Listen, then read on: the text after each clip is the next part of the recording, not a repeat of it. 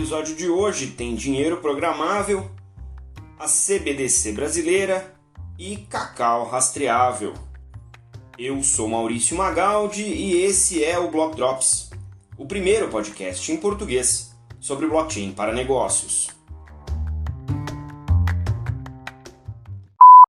As notícias que você ouve aqui não têm qualquer vínculo com o meu trabalho atual, não configuram nenhuma forma de patrocínio, propaganda ou incentivo para o consumo e têm o foco exclusivamente educacional para o mercado.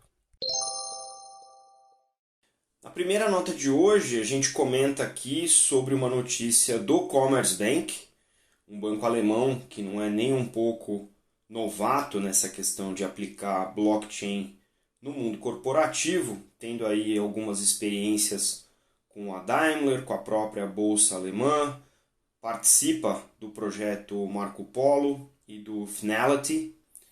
E essa notícia é uma notícia interessante. Eles fizeram aqui, junto com a BASF e a Evonik, que são duas empresas químicas que têm negócio entre si, uma cadeia de pagamentos em suprimentos, que ao ser emitido pelo vendedor, reconhecido e recebido pelo comprador e tendo assim sua qualidade verificada, ele aciona um programa dentro do blockchain, um smart contract, que automaticamente gera não só a ordem de compra, como também faz a liquidação e a antecipação daquele pagamento dentro dessa cadeia de suprimentos.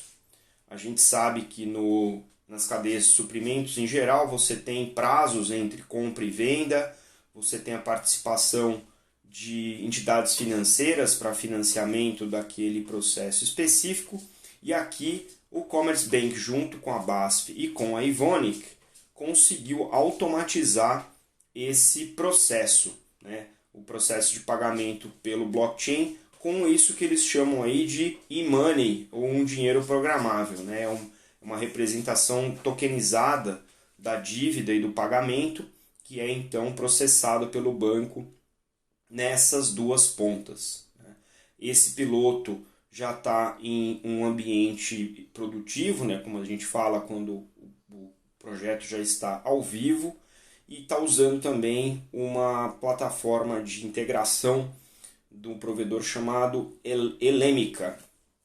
Esse potencial que o dinheiro programável tem para a digitalização das cadeias de suprimento é bastante grande, segundo o Carsten Bitter, que é um dos diretores aí do Commerzbank, né? E aí faz aí ainda a sua promoção de que o Commerzbank tem sempre participado desses projetos e protótipos de maneira pioneira. E é verdade, porque a gente sabe que o Commerzbank tem sido manchete aí com vários desses projetos nesse cenário. Pensando assim em uso mais amplo, desse tipo de programação, realmente não só do ponto de vista financeiro, isso poderia acelerar e facilitar as antecipações entre cliente e fornecedor em vários elos da cadeia, e também facilitando como o banco dá liquidez para essas operações, mas também você ter correlacionado aí os ativos que estão sendo negociados nessa cadeia de suprimento, e também fazer algumas verificações antecipadas e até mesmo impedir a continuidade daquela cadeia de suprimento se a qualidade não tiver correspondendo à qualidade contratada da matéria-prima. Então, e obviamente fazer o processamento das penalidades, das multas e afins entre o contrato do cliente e fornecedor.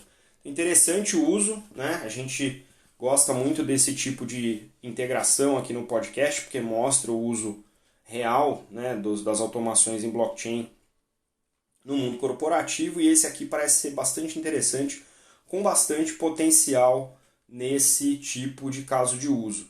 Eles não entram aqui em muito detalhe nesse projeto, mas o Commerzbank é conhecido por usar bastante a plataforma do Corda da R3, então eu imagino que deva ser algo nessa linha. Vamos ficar de olho, porque esse caso aqui tem repercussões globais, porque a cadeia de suprimento hoje em dia ela é de extensão global e pode ser muito bem beneficiada por soluções desse tipo.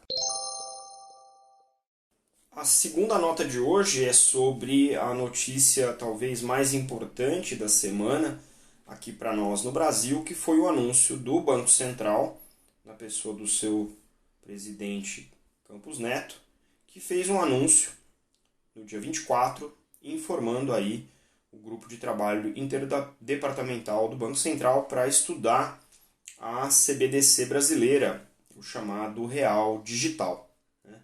A ideia aqui é que a gente tenha não só as especificações dos casos de uso potenciais, mas também que mudanças legislativas a gente tenha que ter nas leis brasileiras para permitir o uso desse real digital, né, a emissão e o uso desse real digital, e também os critérios de segurança e interoperabilidade e disponibilidade que essa moeda digital, que esse real digital pode vir a ter aqui nesse cenário. O que eu gostaria de destacar aqui dessa nota, e vocês podem ver aí o link na descrição do episódio, é que apesar de ser uma discussão de moeda central, existe sim a possibilidade do uso de uma infraestrutura em blockchain. Isso porque não estão descartados casos de uso como o uso em contratos inteligentes, como dinheiro programável, que a gente acabou de ver aqui no episódio de hoje, como integração com a internet das coisas para microapurações e micropagamentos, né? Então, tokenização. Então, existem infindáveis casos de uso que estão sendo discutidos nesse momento no mundo inteiro. E não estranhamente, né, o BIS, que a gente já noticiou aqui, tem 4 casos de uso em andamento. Nesse caso do Brasil, a indicação é de que estamos falando de uma moeda para o varejo, ou seja, uma moeda que vai ser emitida do Banco Central diretamente para os cidadãos e não teria custódia necessariamente nos bancos comerciais, o que também muda muito a dinâmica entre os atores do mercado financeiro brasileiro. Não obstante, é esperado que essa moeda tenha sim interoperabilidade internacional para poder facilitar a questão do câmbio digital entre o real e outras moedas, tornando até mesmo o real uma moeda aí conversível, né, nessa questão.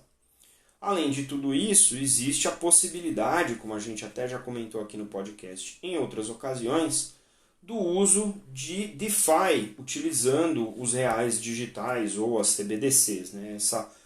Esses dois conceitos que circundam o contexto do blockchain estão cada vez mais convergentes, né? Estão sendo discutidos e a gente está vendo que pode ser sim um ambiente regulado em DeFi, utilizando como ancoragem, como stake, uma moeda como o CBDC.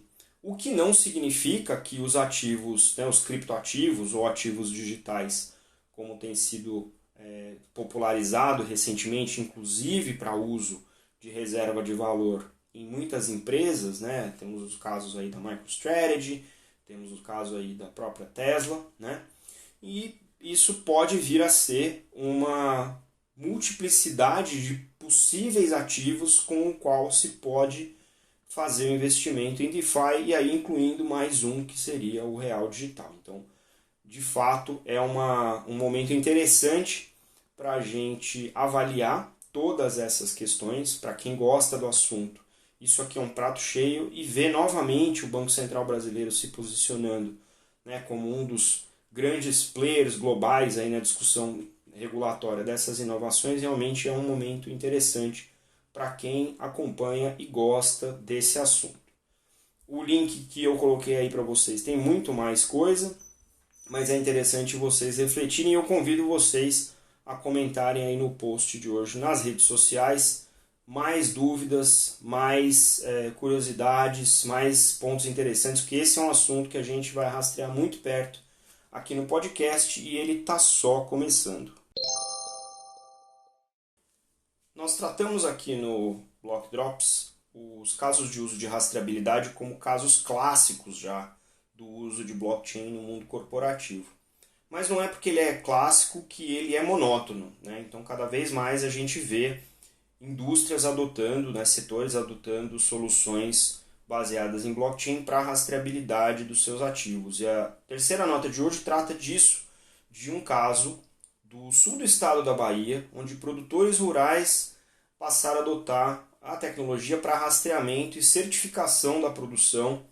Esse grupo é formado por IGESUL da Bahia, Cooperativas Associadas, Cooperativa de Serviços Sustentáveis da Bahia, a Copesba, Cooperativa de Pequenos Produtores de Cacau, Mandioca e Banana do centro da região cacaueira, a Cooper Centro-Sul, e a Cooperativa de Agricultura Familiar e Economia Solidária da Bacia do Rio Salgado e adjacências, Copfesba, e também o Centro de Inovação do Cacau, CIC. Muito legal esse consórcio. E aí, com o apoio do governo do estado da Bahia, tem um programa da Bahia Produtiva, estão buscando levar qualificação e tecnologia também a essa região do Brasil para os produtores com tecnologia. Tem um regulamento que padroniza essa produção de cacau no país e essa padronização vai fazer parte aí desse modelo de funcionamento que se baseia em blockchain.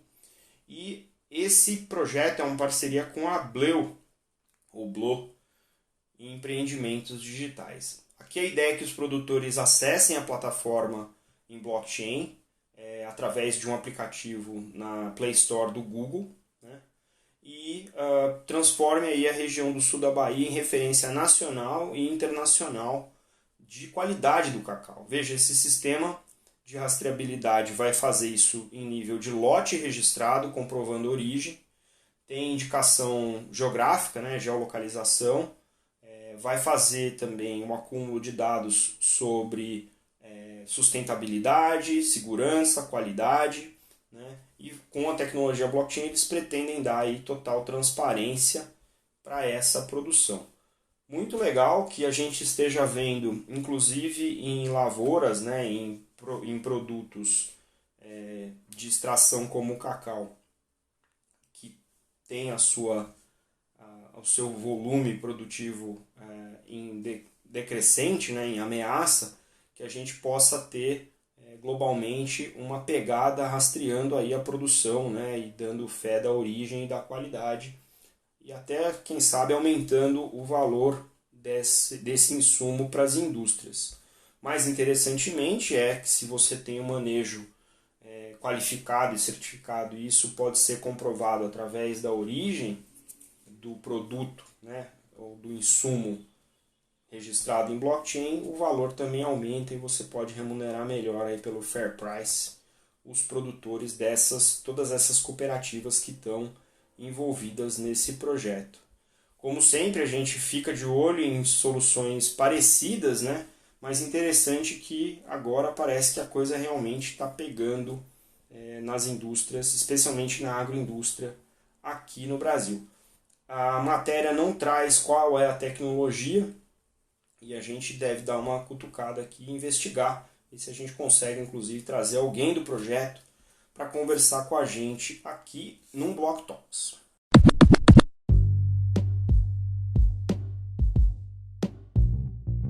Você pode ouvir o Block Drops Podcast nas plataformas Numis, Google Podcasts, Apple Podcasts, Spotify e Anchor FM. Entre em contato conosco através do e-mail blockdropspodcast@gmail.com, no Instagram Block Drops Podcast e no Twitter Block Drops Pod.